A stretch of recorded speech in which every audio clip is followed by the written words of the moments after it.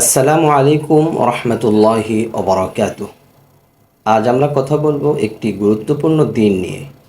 সেটি হচ্ছে আশুরার দিন, 10ই মুহররম।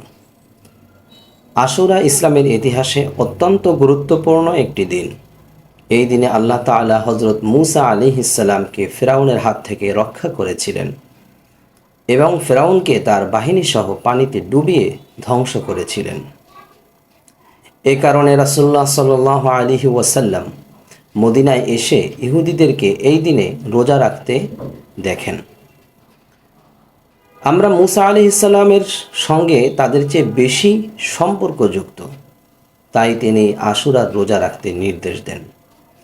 আশুরার রোজা রাখা অত্যন্ত ফজিলতপূর্ণ। হাদিসে এসেছে এই রোজা আগের 1 বছরের গুনাহ মাফ করে দেয়। সুবহানাল্লাহি ওয়া বিহামদি।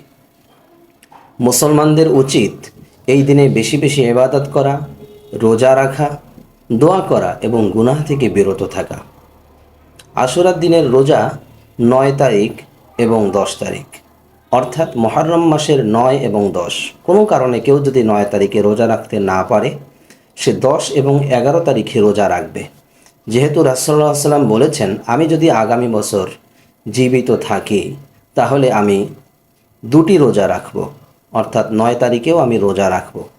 প্রিয় হাজিরিন, আল্লাহ তাআলা আমাদের সবাইকে আশুরার শিক্ষা গ্রহণ করার এবং সঠিকভাবে আমল করার তৌফিক দিন। আমিন। আসসালামু আলাইকুম ওয়া রাহমাতুল্লাহি ওয়া বারাকাতুহু।